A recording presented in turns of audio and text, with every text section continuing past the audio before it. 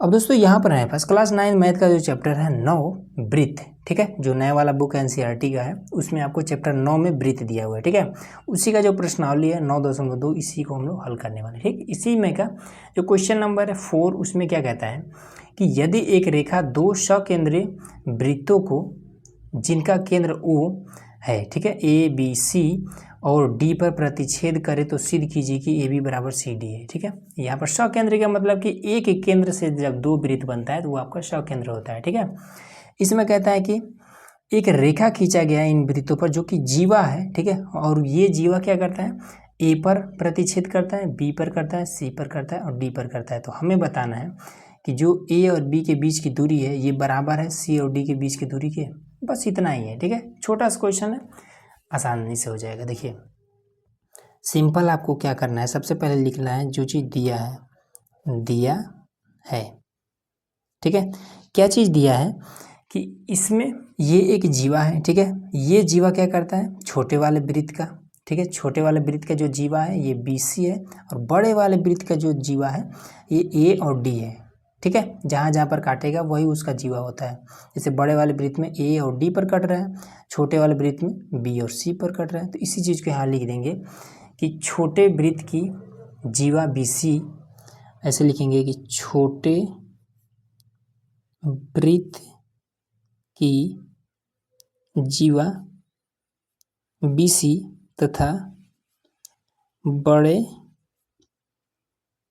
वृत्त की जीवा A और D AD है। बस इतना ही है, ठीक है। सिद्ध करना है,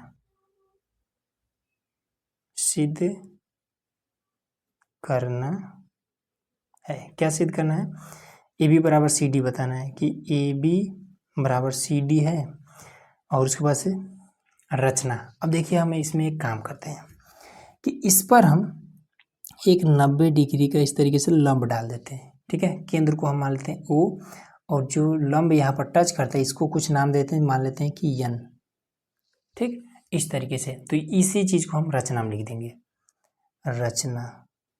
तो यहाँ पर हम लिख देंगे कि वृत्त के केंद्र से जीवा पर हमने एक लंब ON डाला,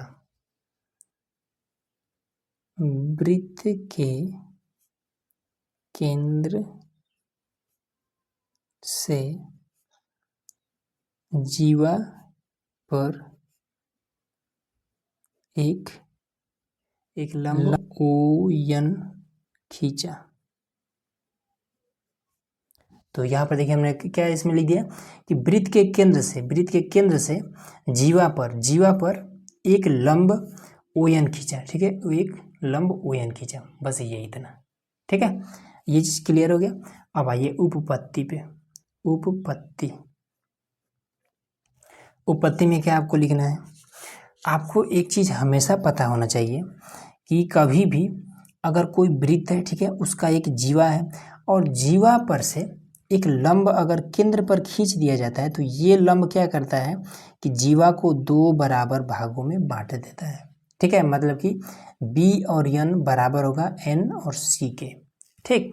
तो यहाँ पर हम लिख देंगे कि यहाँ अपने भाषा में लिख सकते हैं, कोनो दिक्कत नहीं है, ठीक है। यहाँ बी एन बराबर है CN या फिर NC के, CN के, ठीक, मान लेते हैं समीकरण 1, ठीक।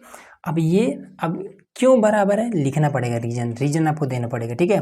तो लिख देंगे कि केंद्र से, ठीक है, जीवा से केंद्र पर खींचा गया लंब जीवा को दो बराबर भागों में बांट देता है। यहाँ पे लिख देते हैं। तो देखिए यहाँ पर हम लिख दिए कि जीवा से, ठीक है, जीवा से केंद्र पर खींचा गया लंब जीवा को दो बराबर भागों में बांट देता है, ठीक है। जीवा से केंद्र पर खींचा गया लंब, ठीक है, जीवा को दो बराबर भागों में बांट देता है। तो वही हमने यहाँ पर लिख रखा है, ठीक है। अब इसके बाद से इसी प्रकार,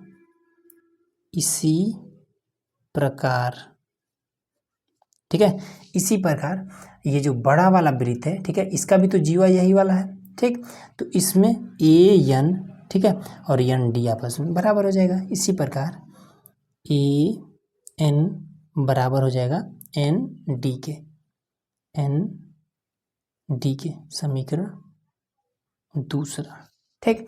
अब आपको क्या करना है कि सिंपल आपको क्या करना है, समीकरण 2 में से 1 को घटा देना है। ठीक है, अब समीकरण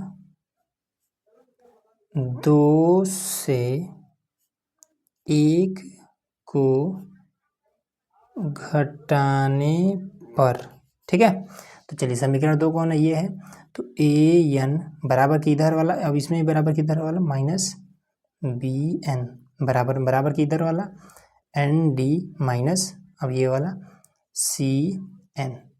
ठीक, तो A N minus B N कितना हो जाएगा, तो इसमें देखिए ए एन में से अगर आप इस बी एन को घटा दें, इस पूरे में से अगर आप इसको घटा दें तो क्या बचेगा, ए बी बचेगा। तो यहाँ पर हो जाएगा ए बी बराबर में N D minus C N, तो एन और डी में से आप सी और एन को घटा दें तो क्या बचेगा, सी डी। तो सी डी, यही चीज़ आपको सिद्ध करना था आंसर। ठीक है, यहाँ पर आप देख सकते हैं। तो उम्मीद है कि ये भी आपको इजीली क्लियर हो चुका होगा। तो चलिए मिलते हैं नेक्स्ट वीडियो में, जिसमें हम लोग और भी क्वेश्चन है उसको हल करेंगे। उसके लिए चैनल को सब्सक्राइब जरूर कर लीजिएगा।